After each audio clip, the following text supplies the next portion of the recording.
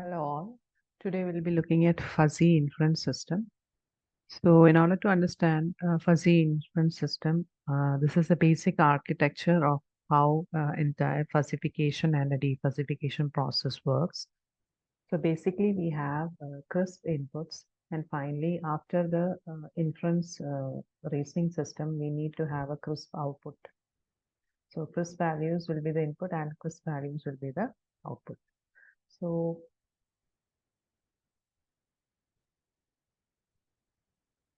you can see here the basic input values are vector kind of thing, which are crisp in nature, and it is transformed into fuzzy sets with the help of a fuzzification block. And similarly, from the defuzzification block, you can see that the output fuzzy set will be transformed back to a crisp value. So basically, fuzzification is a process of transforming a crisp value into some grades of membership for linguistic terms, say such as near, far, small, etc., of different fuzzy sets. And we know what is a membership function, right? Okay, now this fuzzy rule base is basically some rules that are expressed in the form like if x is a and y is b, then z is c, etc. So you can say x, y, and z represent some variables that we're using, say for example, distance or size or something like that. And a, b, c will be the linguistic variables like far, near, small, etc. So basically, fuzzy inferencing combines the facts that are obtained from fuzzification with the knowledge base or the rule base and conducts the fuzzy reasoning process. And defuzzification, of course, I told you, it translates the results back to the real world values or the crisp values. So, together you can see this entire fuzzy rule reasoning system. It basically the fuzzy sets and the fuzzy rules, they form the knowledge base of the fuzzy rule based reasoning system. So other than this knowledge base that we see here, that is a block, the entire rectangle that is shown with fuzzy rules and fuzzy sets, it also consists of other components like fuzzification, inferencing, and defuzzification. These are the basic logic architecture of a fuzzy system, of a fuzzy inferencing system. Okay, so they can be, you may have a single fuzzy rule or you may have a combination of fuzzy rules. So we need to have a method that can aggregate all of them together so that we get a single output as a value. Okay. Now,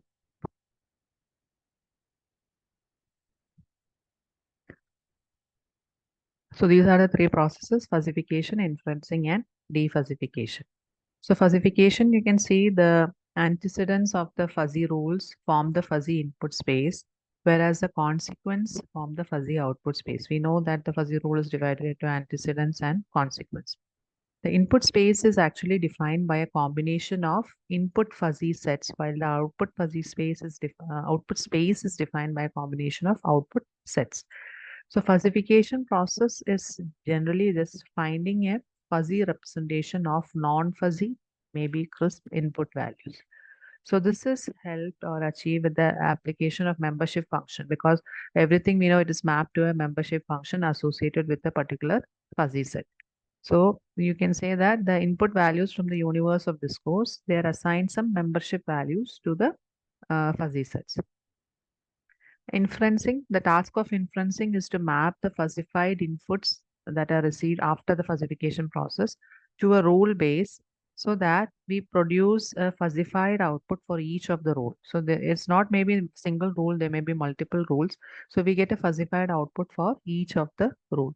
So that is, you mean the consequence in the rule output space, a degree of membership to the output sets are determined based on the degrees of membership value in the input set. So that is basically we'll map it to a degrees of membership of the uh, values in the set. So the relationship between input sets are defined by the logic operators that combine the sets in the antecedent. So this is just a basic idea of what is inferencing. We'll go into detail in the coming slides. And defuzzification is basically the firing of a particular rule. That is, when a rule is set and you need to, whether we want to activate the rule or whether we want to Find out the firing strength of the role. Firing strength means what should be the output of the consequent. So that represents the degree of membership to the set in the consequent of the corresponding role. So you have a consequent in a corresponding role, and what is the degree of membership to the set? That is the firing strength of that role. So given a set of activated roles and their corresponding firing strength, the you can say the task, this is the basic task of defuzzification. So there are actually many inference methods or many methods for defuzzification that tries to find or map it to a single scalar value that is finally which will be our answer, that is a crisp set. So what is a fuzzy inference system? FIS. In short, you call it as FIS. It is basically a input-output mapping. So basically a input-output mapping that exploits the concept and principles of fuzzy logic.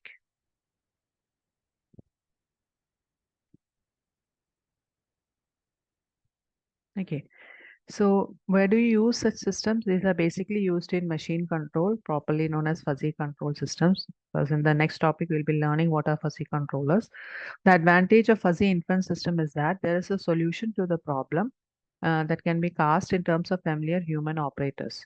So whatever is a human reasoning, we I can say that these things without any teaching or learning mechanisms, you are able to get an output with the help of a human experience, or we can say a human reasoning kind of or human thinking kind of thing.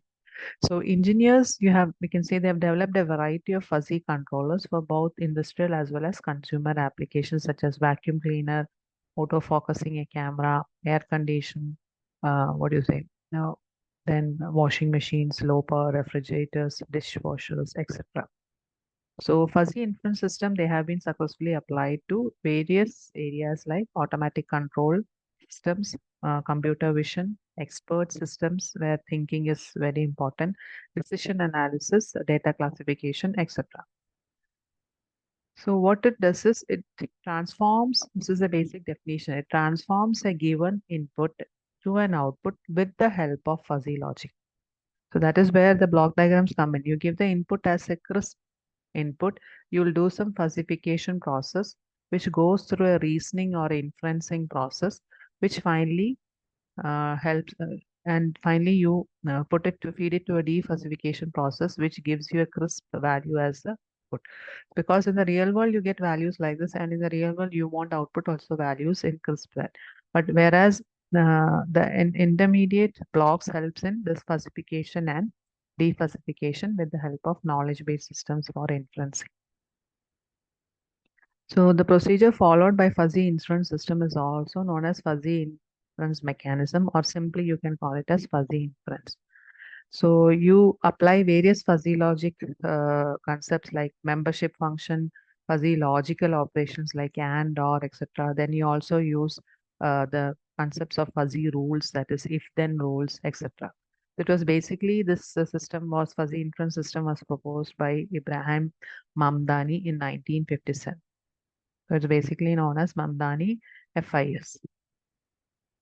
So as an example in this, for teaching this, we will be looking at this particular thing. That is, let's just consider a person trying to cross a road while a car is approaching towards him. The person is trying to cross a road and a car is approaching.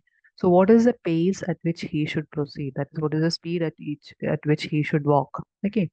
So if it depends on the distance of the approaching car from the person and its speed. So the speed the car is approaching, what is the speed of the car and how fast is the person walking, depending on that, whether it is crucial for him, whether he'll be hit or not. So if the car is running far away and is running slowly, okay, the car is very far away and it is moving very slowly, then the person can walk across the road quite leisurely. That is, he can walk slow at his own pace, taking his time. But if the car is far away but it is fast approaching, so that is the car is far away, but like before it's far away, but earlier it was running slow, but now it is approaching very fast. Then he should not try to cross the road leisurely, but he should move a little bit faster. Okay, not too hurriedly, but a bit faster. So, however, if the car is nearby and it is running very fast, then he should cross the road very quickly. Okay, so these are the different conditions we would think of when the question is asked at what pace should he proceed. So the sequence of steps for a for developing a fuzzy inference system for this problem that we have discussed here, it will consist of these five steps. So we'll look into each one of them. That is, first thing is like, you just keep remember this block diagram that we have seen before. So basically, the base idea is based on this one. Okay. So fuzzification of the input variable, then application of the fuzzy operators like and or etc. on the antecedent part of the rules, evaluation of the fuzzy rules, then aggregation of the fuzzy set across the rules, then finally defuzzification of the resultant fuzzy. So that is, you can say you have the first step as a fuzzy input given, then you have fuzzification, and then you have some inferencing or reasoning process going on in step number 2 to 4. And finally, we have step number 5, that is the defuzzification, which gives you the output. So the inputs given to the fuzzy inference system are basically a number of crisp values that we said before based on some parameters. Okay, so for each input, we need to determine the degree to which it belongs to appropriate fuzzy set through how do you understand what is the degree of that we have to look at the membership function value. Okay, so this process is known as specification. That is the first step. So as an example, suppose how to cross a road while a car is approaching.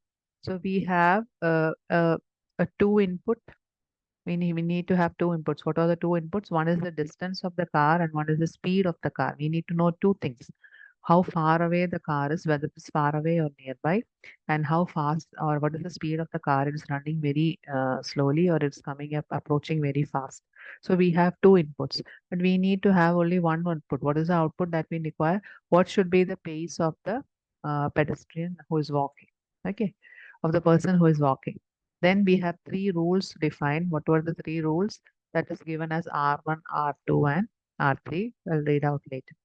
So now let us look at what are the inputs given. Inputs are crisp numbers within the range.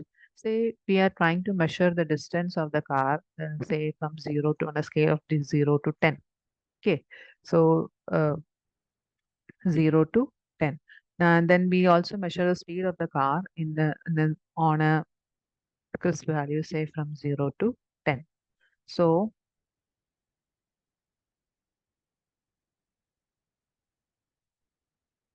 just one second.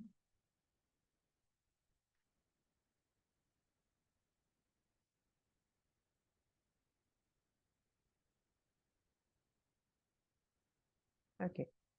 So there are basically two inputs, the distance of the car from the man and its speed, and both are scaled on the range of, you can say, 0 to 10. Now, the three rules that you can see here, and each of them, they require these that this input should be mapped to a particular fuzzy linguistic set, isn't it? So what are the linguistic values we have looked into here is basically like far away, nearby, running slowly, running fast. So these are the linguistic variables connected with the antecedent part here. So you can see the antecedent part, if the car is far away, I'll just read the rules. If the car is far away and it is running slowly, there are two things related to a car, right? Again, if the car is far away and it is running fast. So these are the linguistic variables related to the antecedent part of the rule. Or then you have, other than far away and running slowly, running fast, there is one more, that is nearby. Okay, nearby, then there is running fast. Okay, so you have far away and nearby, then you have running slowly and running fast. So these are the different linguistic variables associated with the antecedent part of the rules. Okay, now um, now we are going to see a figure which shows the classification of the car's distance with respect to the fuzzy set far away. Suppose these are the linguistic variables associated with the fuzzy sets. And if you have a fuzzy set far away, and we assume that the distance is 7. Okay, suppose in the range of 0 to 7, we assume that the distance of the car is 7. Then you can see this is the output that we get based on the membership value. So distance of the car is 7. That means the car is far away. And if it is far away, and suppose that this is a membership graph we have drawn, and suppose this is the value 7. And if we draw line, and we get a value approximately about here, which is nothing but 0.5. So after the result of fuzzification, because this was a crisp value, now we are trying to fuzzify it. So we took the membership value of the mapped it to the membership value, and we can see that it is zero point 0.5 here. Okay. Similarly, there's also another example. Suppose you have a fuzzy set nearby and with a distance of 7, then the fuzzified value, that is a membership value of nearby with the distance 7, is zero point 0.2.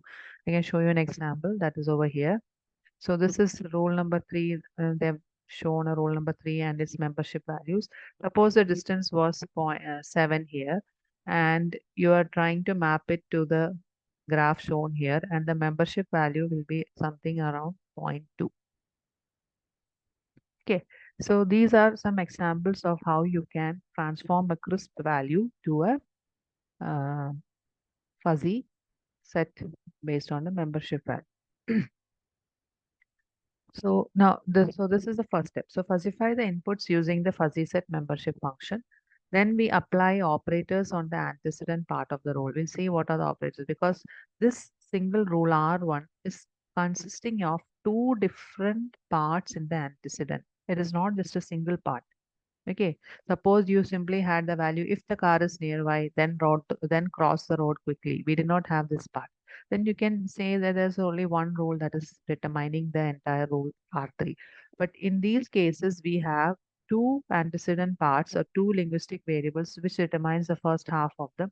If the car is nearby or it is running fast, or and it is running fast. So if you have when you have conditions like this, we need to evaluate the rule. We need to apply the fuzzy operators, and we also need to evaluate the rules. And finally, combine the results. Then only we'll get output. So that is why we have combination of the results, that is known as aggregation of the fuzzy set across the rules, because we have a number of rules like R1, R2, R3, which in turn contains multiple sub statements. So we need to aggregate all of them so that we get the output. Now, once you get the output, for getting the output, we need to defuzzify it so that we get a crisp value again in the range of 0 to 10. Okay, so this 0 to 10 is going to determine the pace of crossing. So we had all in the range of 0 to 10, that is the distance of the car, speed of the car. Okay, and then finally the output is also in the range of 0 to 10. So what should be his speed of walking when these are the rules applied? Okay.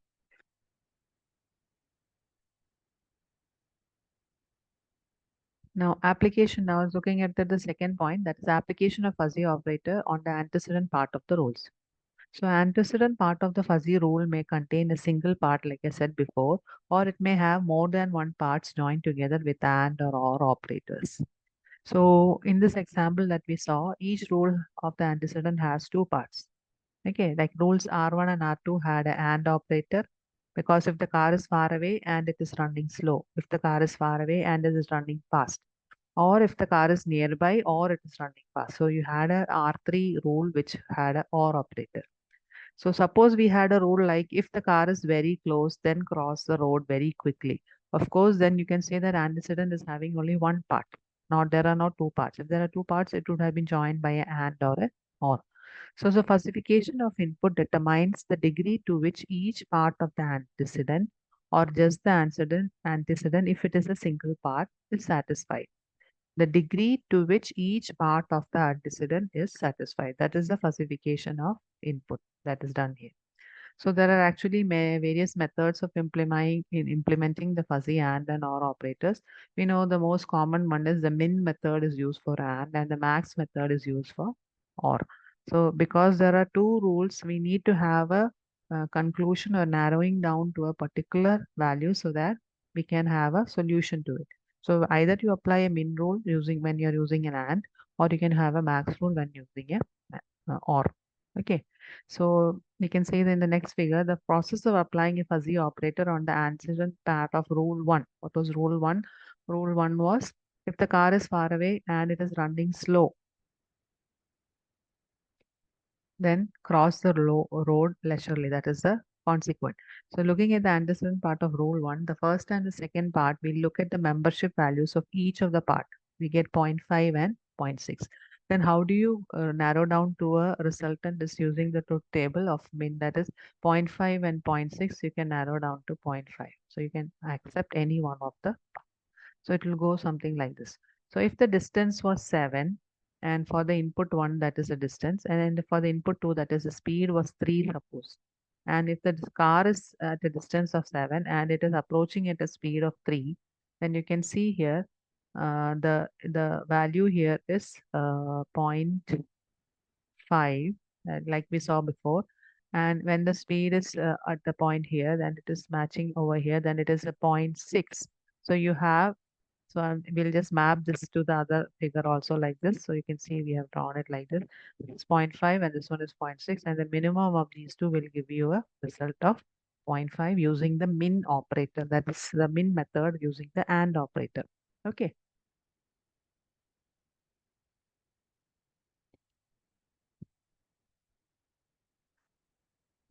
Now, after applying the fuzzy operators on the antecedent part, the next step is evaluation of the fuzzy rules. Now, how to evaluate the fuzzy rules? Fuzzy rules are evaluated actually by employing some implication process. We'll see what is the implication process. So the input to the implication process is a number provided by the antecedent and its output is a fuzzy set. Okay. So implication process, what is the input? It is a number that is provided by the antecedent and output is a fuzzy set. Now, how is this fuzzy set obtained? Is basically by reshaping the fuzzy set corresponding to the consequent part. We have a consequent part in the role, right? Like if the car is nearby and it is approaching fast, then you should not, then you can cross quickly or leisurely or whatever was the condition. So look at the consequent part of the rule with the help of the number given by the antecedent. So with the help of the number that was given by the antecedent, we are going to reshape this fuzzy set so that we get something related to the consequent part of the rule. See an example. Say this is the entire figure showing a single rule. Say if the car is far away and it is approaching slowly, then cross the road leisurely. So for a distance of 7 and a speed of 3, and this is what we got. Say, for example, for a distance of 7, we got the value zero point 0.5, and for a speed of 3, we got the value zero point 0.6. And using the AND operator, we found out the minimum value, right? Min value. So min value, we took zero point 0.5 as the, so you map that line along the fuzzy set leisure. You can see this is a fuzzy set leisurely, and it is a peak kind of value where you have a maximum membership also from varying from 0 to 5. We can say the speed can be leisure of the set leisurely when it is between 0 to 5. Okay. And this is the peak point here, say somewhere here. And we are trying to map this. So we are trying to, you can say you're filling up this area where this the minimum was taken, and you're filling up this area. So this is the area that is satisfying for the corresponding antecedent value that we took, and for the output that we are for the consequent leisurely, this is a fuzzy set and we have to reshape this. So the result of the implication is we take only this area.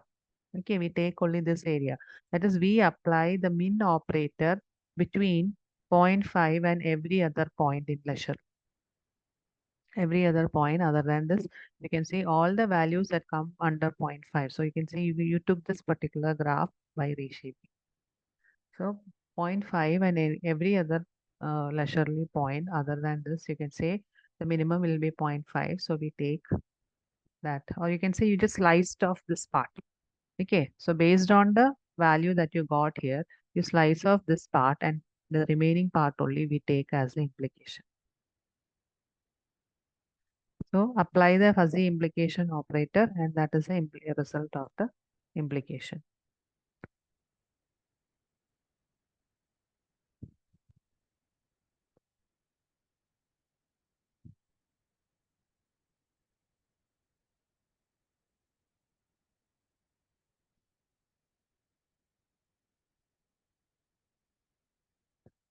So just for a repetition, so we find the AND operator, then we find the minimum of the operands 0 0.5 and zero point 0.6, and the antecedent will return 0.5.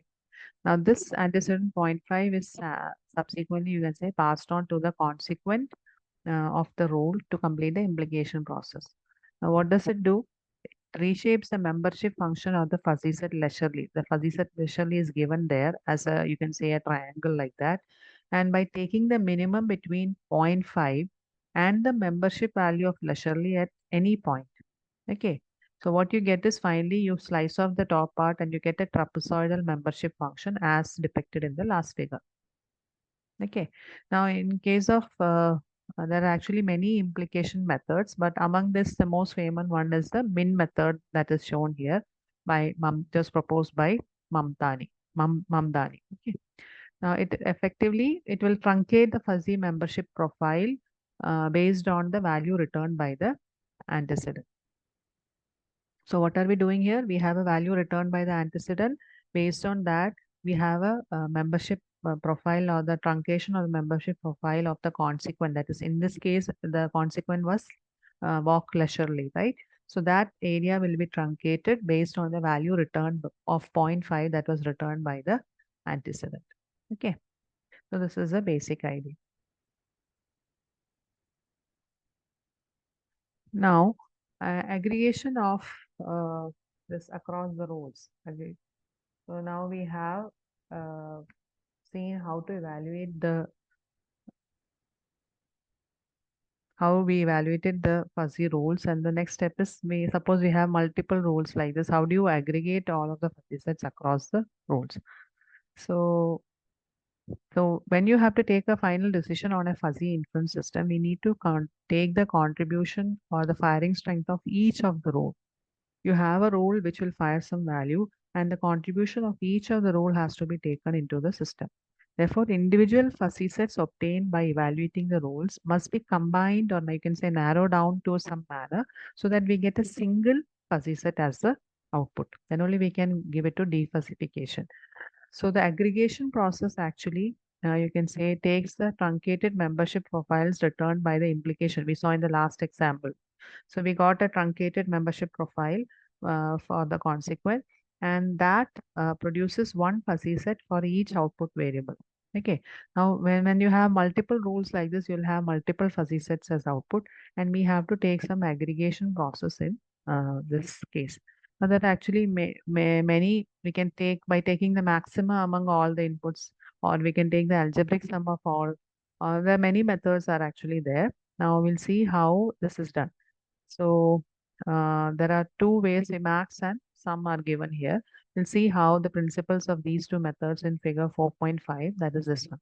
Suppose this is one of the fuzzy set output profile that you got, and this is another one, A and B. If you're using the max method, then after that, you can see the max of A and B will give you a shape like this. And if you're using a sum method, it will be the algebraic sum of both. You can say if A and B, the algebraic sum of this will be something like this. It will give you a shape like this. Okay, so we'll see in detail. Now, in figure 4.6, we can see that all the three rules R1, R2, and R3 that are placed together to show how the outputs of the rules are combined to a single fuzzy set using the first method, that is a max aggregation method. Let's look at the figure. This is the figure 4.6. Okay. Now, if the first rule we'll see, if the car was far away and it is approaching slowly, then cross the road leisurely. And distance was 7 and 3. We had a value of 0.5 and 0.6. We took 0.5 and we truncated this and we shaped it into a trapezoidal shape like this. And why we took this was because we take the minimum of 0.5 and any other point in leisurely, and we can find that all the values below zero point 0.5 will be taken for the profile. Okay, another one, if the car is far away and it is approaching fast,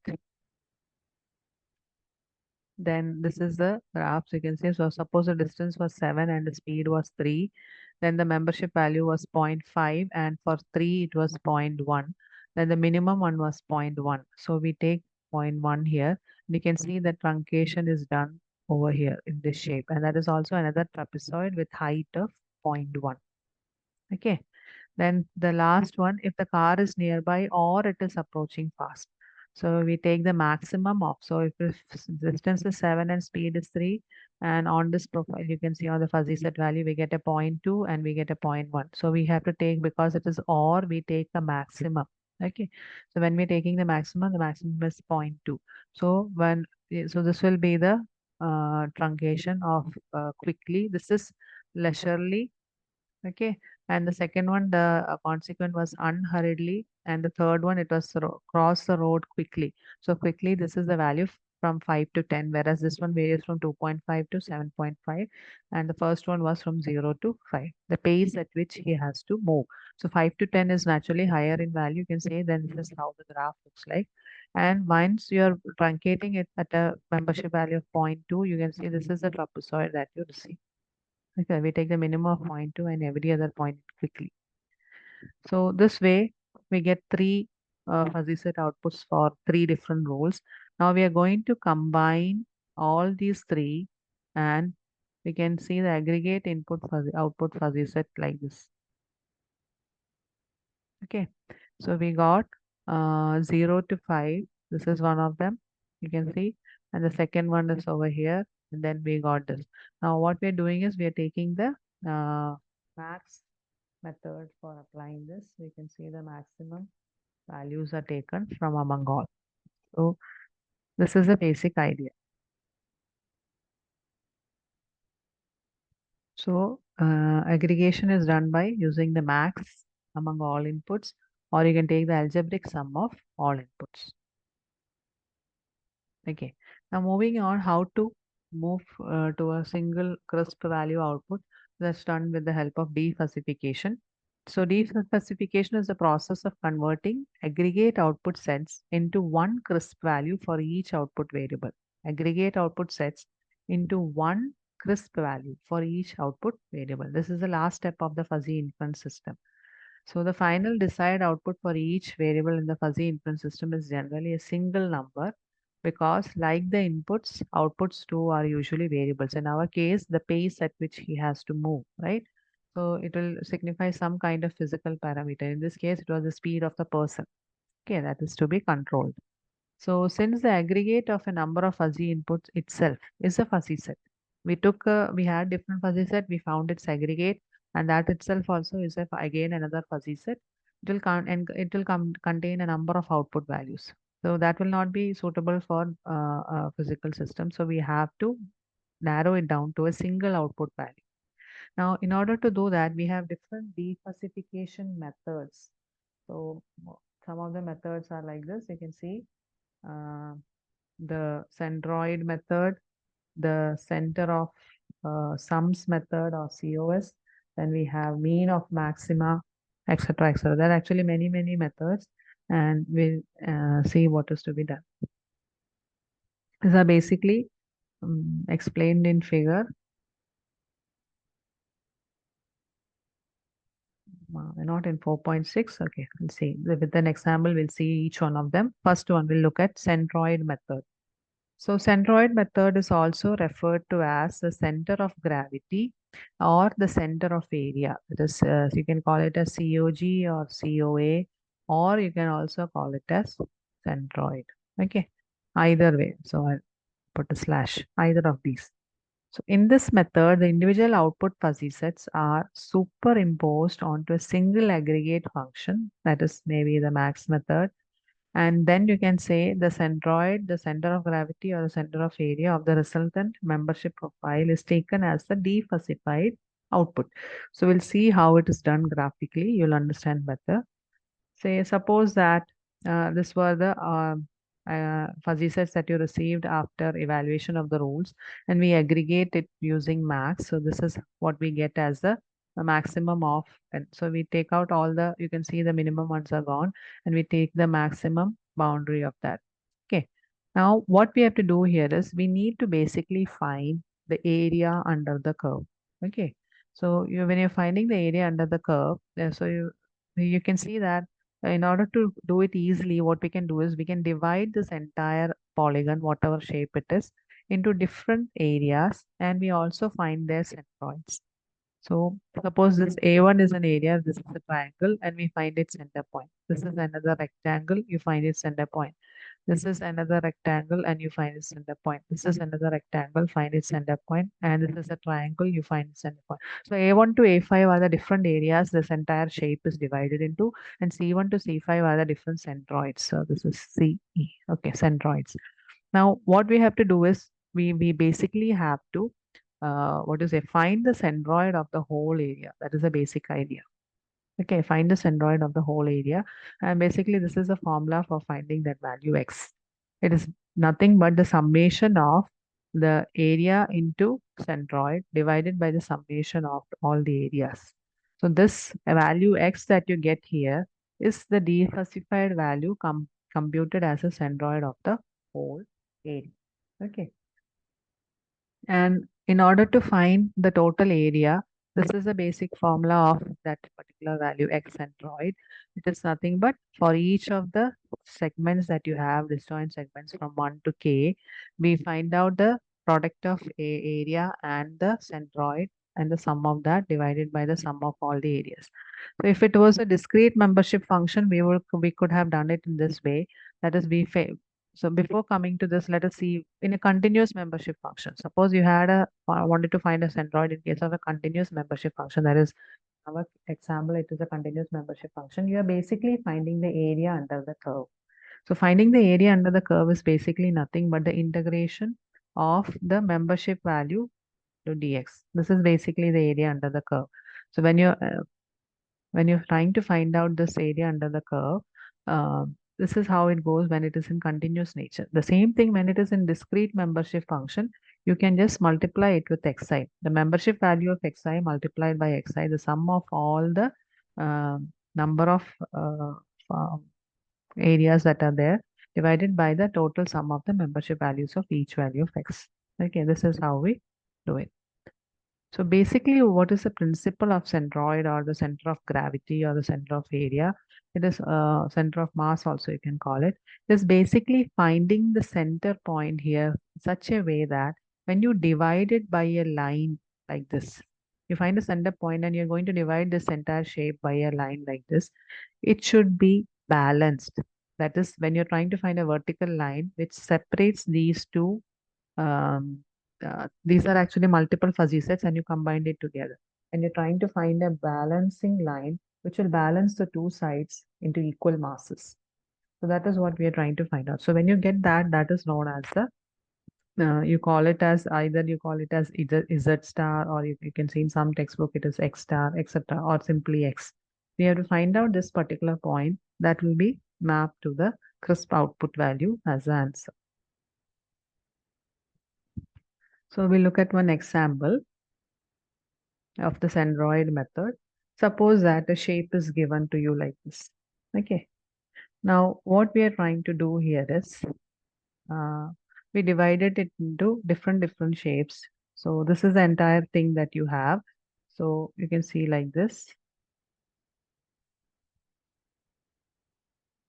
This is the entire thing that we have, and we're going to divide it into different shapes. So what we're going to do here is we divide this like this into one area so that it forms as far as possible, we are going to divide it into a triangle or a rectangle so that we can compute the area fast. Okay. So if it is a trapezoid, you can have a formula for finding out the area, but the trapezoid itself can be divided into a number of right angle triangles or rectangles. So this is one of the area one that you found A1, and then you have a rectangle shape here A2. Then you found that you have a triangle shape here that is A3, and then you have A4 that is another rectangle, A5 is another rectangle, and then you have A6 that is a triangle again. So end indicates what is the number of sub areas. This is a membership functions ranging from 0 to 1, and these are the distances you can say. So AI and XI represents the area, and XI, or you can also call it as CI, whatever it is. Okay, XI or CI, the centroid of the area, respectively, of each sub area. So you have n sub areas here. So we are trying to find out the summation of I varies from 1 to n, AI into CI divided by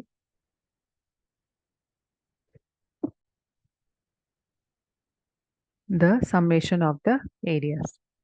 Now, The total area, now we are going to find out the area of each sub area. So if you want to find out the area of A1 or the area 1, it is basically, it's a rectangle, triangle, right? So you know the area of a triangle is basically half base into height, half a base into height. So you can see here, it is half, then base into height. So you can see the base is basically the locations 3 minus 1. So the distance of, you can say the length of the base is basically 3 minus 1, that is 2. And the height of this is the highest peak point. You can see it is 0.5. So it is 0.5. So half into base into height, you get a value 0.5. Then let us look at area 2. Area 2 is basically a rectangle. So rectangle is length into breadth. So how do you find the length and breadth? You can see here, length and height. So suppose this is the area 7 and 3. So you find out the length by 7 minus 3, and the height of this or the breadth of this is basically 0.5, that is the total same. So we have 4 into 0.5, that is 2. Now let us move on to area 3. Area 3 is a triangle again. So you have half of base into height. So what is the base here? We'll see that is we starting at 7, and we can say this is around 7.5 because this is 8, right? So 7.5 the mid portion. So 7.5 minus 7 is the base, and the height of this is basically starting at 0.3 and ending at 0.5.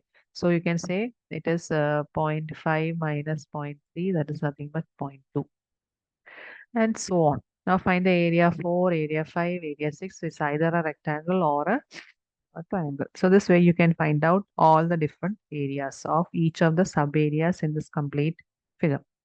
Now similarly we also have to calculate the centroid.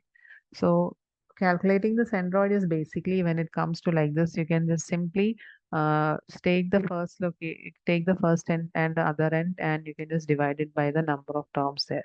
Say the centroid of subarea 1 will be uh, all the three endpoints. We usually take all the three endpoints.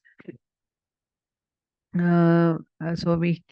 have a 1 here, then we have a 3, and this is the other endpoint. The other endpoint also meets at 3. So we have 1 plus 3 divided by 3. That is in case of a triangle, it will be 2.33. But when it comes in case of a rectangle, you just have to take two endpoints, because here we had three endpoints, right? And we find the points that matches on the x-axis. So here we had a 1, we had a 3, and for this point again we had a 3. That is how we took 1 plus 3 plus 3. Look at the area 2. This is the area 2. Okay. So this is the area 2. That is nothing but the 7 is one of the endpoints, 3 is one of the endpoints. So you have 7 plus 3 by 2. That's all. Now let us look at sub area 3. That is this one. Okay. Sub area 3, the one of the point is 7. Another point is 7.5. And for this one, the point is again 7. So you have 7 plus 7 plus 7.5. Sub area 4 is a rectangle. So you have 7 and 7.5. Sub area 5 is again a rectangle. It is 7.5 and 8. That's all. Now sub area 6 is 8, 9, and for this particular point again it will be 8. So you have 8 plus 8 plus 9. This way you can find the centroids of the triangles and the rectangles. Okay, so this way there are actually other formulas which helps you find the centroid. We can look into that maybe in the next slide. Okay, so this is one way of doing. Now, once you have found the area and the centroid of each one, let us just list them as a table. You can see here, because we're going to eventually find out the summation of AI into CI or XI in this case. We're going to find the summation of. So we're just creating a table showing, indicating that. So find the product of AI and CI and write it here. Find the product of each AI and CI and we write it here. Okay, now we need to find the summation of this. So find the sum of all of them divided by the sum of all the areas. So all the areas are written here and all these values are written on there, and we take the division of these two values, and finally we approximate that the centroid of this entire graph. You can see this is the graph, and the centroid of this entire graph is around somewhere here. Okay, somewhere here, that is 5.008. So This is the basic idea. So this is just an example. It's not related with the example that we saw before, that is the speed and the distance of the car. This is just another simple example.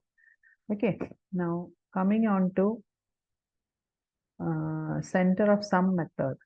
Center of sum method, it also works like the centroid method, but in this case, the aggregate output set is obtained by the sum method rather than the max method. So in the earlier case, we took the max method for finding the center of area or center of gravity, but here we'll be taking the aggregate as a sum method. That is, so what happens is when you're taking the sum method in the center of area or center of gravity method, we used to consider the area of that are repeating again and again only once. But when it comes to a center of sun method, the overlapping areas will be counted twice instead of once, because we are taking the sum of the entire thing. So if one of the graph, you can say if one of the graph also has this area, another graph is also having the, you can say this area is repeating again, even we'll be taking the sum of that. Okay. So you can see the areas and centroids of um, individual fuzzy sets will be calculated using like this. Same thing, like you can find the area and the centroid, and then we find of each of the area or sub area that you're finding out, or not sub area. Basically, you can say each of the fuzzy sets that you're finding out. So for each fuzzy set, you find out the area and the centroid and take the sum of that. So M is the number of individual output fuzzy sets, and divided by the summation of all the areas of the M fuzzy sets. We'll see an example. This is how the sum method looks like. Suppose that this is the fuzzy set A and this is the fuzzy set B. We find the area of this first one as A1 and C1, and we find the area of the second one as A2 and C2. And finally, taking the sum method will look something like this. Okay, that is nothing but the product of AI and CI, summation of all or FDI divided by the summation of areas. Now, the same thing if it was discrete, this would have been the formula by looking at the membership. Similarly, we'll look at an example of this in the next slide. We'll just see what is the next one, the mean of maxima. Mean of maxima is also another defuzzification method where we take the highest degree of membership for all fuzzy sets taken as the output defuzzified value. So we'll see, suppose we have multiple membership values, 0.6, 0.5, say for a ranges 1 to 3, and for the values, we can say 2 to 5, or the values, we got 1 for some of the values, 6 to 7, etc. We had different values. So we take the value in the fuzzy set, which gives you the maximum membership value. So one is the maximum membership value for these range of values. So if you have multiple values like this, what we take is we take the mean of the maximum. We take the mean of the maximum. So in this case, if two values are contributing for the membership value 1, we take 6 plus 7 by 2. So that will be the defuzzified value for mean of maxima. Okay. So that is what is shown here. Mean of maxima is basically sum of all the xi points for 1 to k divided by the number of elements. So in this case, we had two elements. We take 6 plus 7 divided by 2. So we take only those values which contribute to the highest membership value. So for example, like this, we had a fuzzy set A and a fuzzy set B. We take the maxima. So naturally, this is the maxima here. And we can say we take the mean of the maximum as the defuzzified value. So this point may be the answer. Now we look at an example that we looked into, that is the car and the person crossing the road. So suppose that it was done using the center of some example. The answer that you would have obtained is basically 4.25. We'll see how we reached or obtained that. That is, answer should be like this. After the FIS is, what do you say, you find out the inferencing, the reasoning, and you find out finally that the person should cross the road with a pace of 4.25 on a scale of 0 to 10.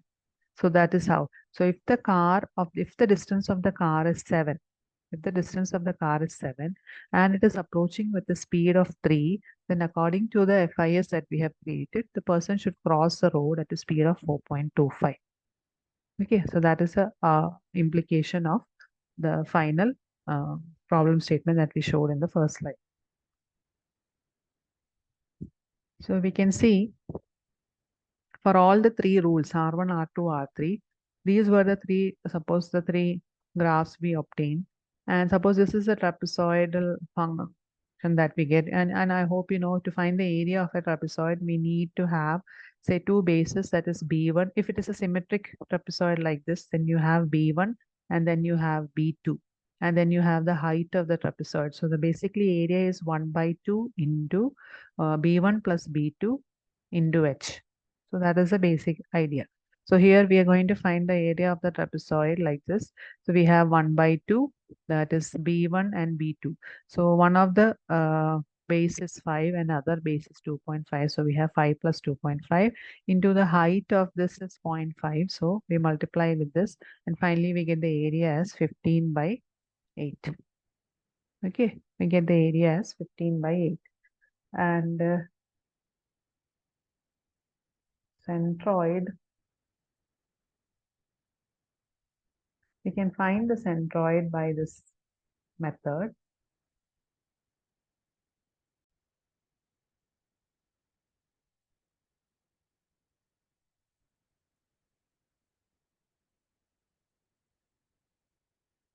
Okay, like where you can find out like centroid of a right angle which is facing to the left or right, and of a rectangle by formulas like this. So in this case, based on the value, say you can say from maybe 0, and the value here was point of 5, so simply 5. You can say that from 0 plus 5 divided by 2, you get a value of centroid as 2.5. So this way, depending on what the values are here, you're able to, just a second, you will be able to find out the centroid uh, of this range by finding out the middle portion of this. So this is 5, and for this one, it is 7.5, and so on. Okay, so this is a trapezoid that is given. You can actually divide it into areas and you can find, or there are also ways to directly find it. So suppose that these are the areas and these are the centroids. Now our question is, we need to find the center of some example for the as a defuzzification. For the defuzzification, we're using the COS example. So the finding the entire centroid of the full graph can be found out by the product of each one, summation of the product of each of the areas and its centroid divided by the areas. So now we know what is the area and we know what is the centroid. So for each one, we can just simply write like 15 by 8 into 2.5 plus 18 by 40 into 5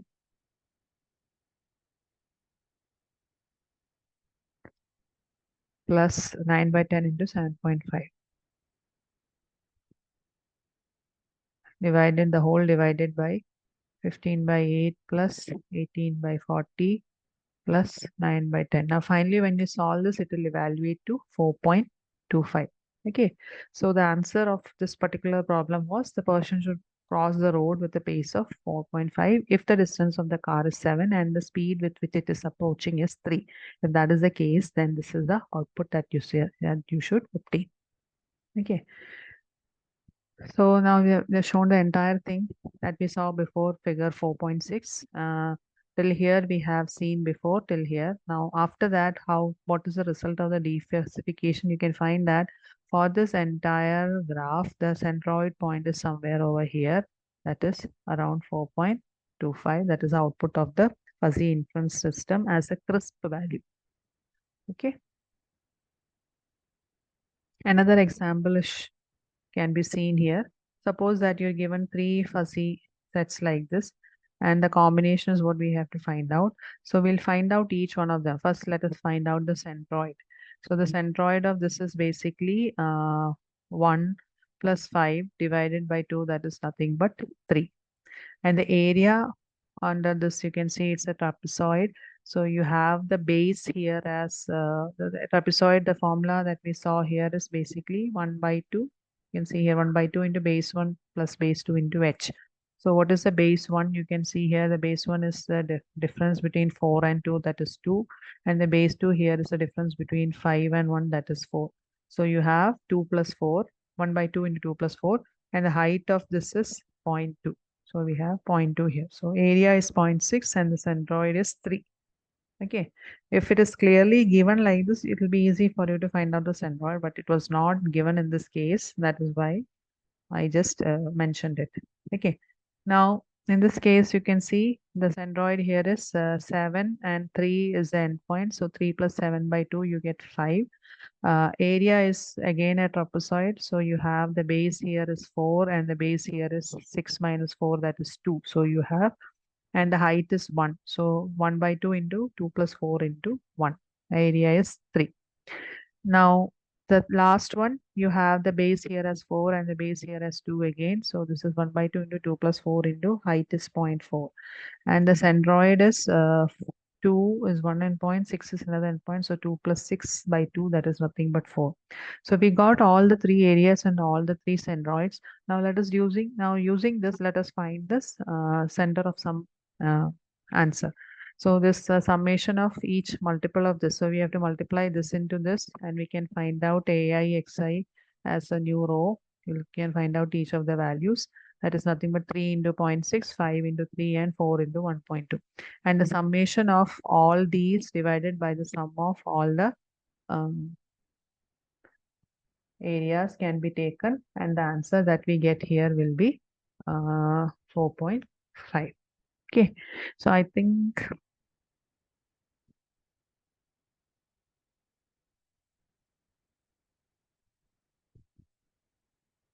there's a small mistake in this output example. I think instead of taking the summation of areas, they've taken the values as the centroids. It should have been 3 plus 5 plus 4. Okay, so that you can check it out if you're getting the correct answer also. So this was all about the three methods.